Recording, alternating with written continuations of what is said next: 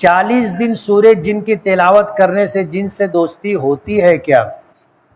ان سے دوستی بھی اچھی نہیں ہے، دشمنی بھی اچھی نہیں، وہ اپنی جگہ تم اپنی جگہ، سمجھ رہے ہو؟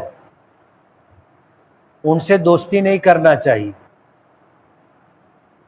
ظاہر بات ہے دوستی ہوتی ہے تو پھر آدمی مذاق بھی کرتا ہے۔ ابھی ایسا دوست ہے جو تم کو دکھائی نہیں دے رہا ہے، اب تمہارے گھر میں آیا، کچھ سامان اٹھا کے لے گیا تو تم کیا کرو گے؟ سمجھ رہے ہو؟ تو ان سے دوستی بھی اچھی نہیں، دشمنی بھی اچھی نہیں۔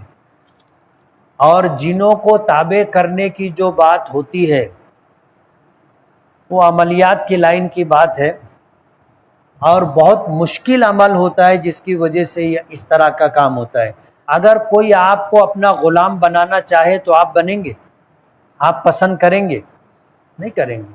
جو لوگ عملیات کے ذریعے جنوں کو تابع میں کرتے ہیں تو جن ہمیشہ ان کا دشمن رہتا ہے، موقع کی تلاش میں رہتا ہے کہ کب موقع ملے کہ اس کو اٹھاؤں اور اس کو پٹخوں، مجبور ہوتا ہے، لیکن جب اس کو موقع ملے گا وہ ضرور ہاتھ بتائے گا۔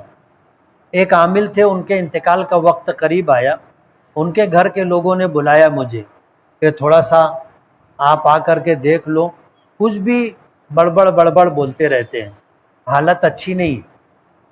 میں گیا، وہاں جا کر کے بیٹھا تو وہ بول رہے تھے صدیق بھائی مجھ کو معاف کر دو، ابراہیم بھائی مجھ کو معاف کر دو۔ یعنی یہ نام جنوں کا تھا، اور یہ عامل جو تھا اس نے ان جنوں کو تابع کیا تھا۔ اب جب یہ معمولات پورے نہیں کر سکا، پاکی ناپاکی میں کمزوری آ گئی، اب بستر پر ہے، پیشاب ہو گیا، کپڑے ناپاک ہو گئے، اب یہ آدمی بھی وضو سے نہیں ہے تو وہ اس کو تنگ کرتے تھے۔ میں پوچھا کہ یار جیسے ہوتا کیا ہے؟ بولے 1 منٹ بھی سو نہیں پاتے، آنکھ ایسے لگتی ہے کوئی ہلا دیتا ہے، آنکھ لگتی ہے کوئی ہلا دیتا ہے، آنکھ کھل جاتی۔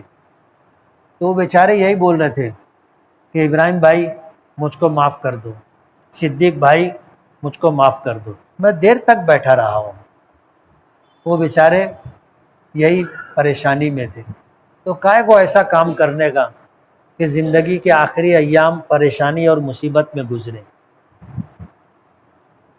پھونک جھار کرنے والے اگر واقعی عامل ہوتے ہیں تو آپ دیکھو آخر زندگی میں وہ بھی پریشان رہتے ہیں، اور ان کے انتقال کے بعد ان کی اولاد بھی پریشان رہتی۔ اس لیے یہ اچھا راستہ نہیں۔ انسان کو اپنی حفاظت کے لیے حضور نے جو دعائیں بتلائی ہیں، آیت الکرسی ہے، چاروں قل ہے، اور حدیث کی ماسورہ دعائیں، وہ روزانہ صبح اور شام پڑھنا چاہیے۔ اور جب شادی ہو جائے، شادی ہونے کے بعد اپنی بیوی کے قریب جاؤ اپنی ضرورت پوری کرنے کے لیے، تو بدن سے کپڑا ہٹانے سے پہلے دعا پڑھنی چاہیے جو حضور نے بتائی۔ عام طور پر لوگ اس کا تذکرہ نہیں کرتے۔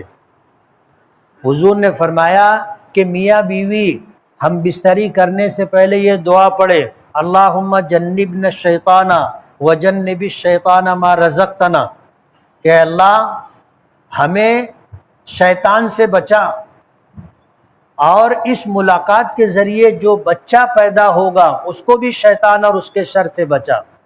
تو اس دعا کے بعد اگر ہم بستری ہوتی ہے اور حمل ٹھہرتا ہے، بچہ پیدا ہوتا ہے، تو یہ بچہ زندگی بھر شیطانی اثرات سے محفوظ رہے گا۔ یہ دائمی بندش ہے۔ کیا ہے؟ دائمی بندش ہے۔ آپ اگر چاہتے ہو کہ آپ کا بچہ ہمیشہ زندگی بھر شیاطین کے اثرات سے محفوظ رہے تو آپ کو یہیں سے تیاری کرنی پڑے گی، اور اگر آپ نے نہیں کی ہے تو زندگی بھر آپ کو کھٹپٹ کرنی پڑے گی۔ بسم اللہ اللہم جنبنا الشیطان وجنب الشیطان ما رزقتنا، یہ دعا پڑھنی چاہیے۔ یہ بچوں کی حفاظت کا دائمی عمل۔ اور ایسے بھی روزانہ صبح شام آیت الکرسی پڑھنا، تینوں کل چاروں کل پڑھنا اپنے اوپر اور بچوں کے اوپر دم کرنے کا معمول بنانا چاہیے۔ اس سے شیاطین کے اثرات سے بچے محفوظ رہتے ہیں۔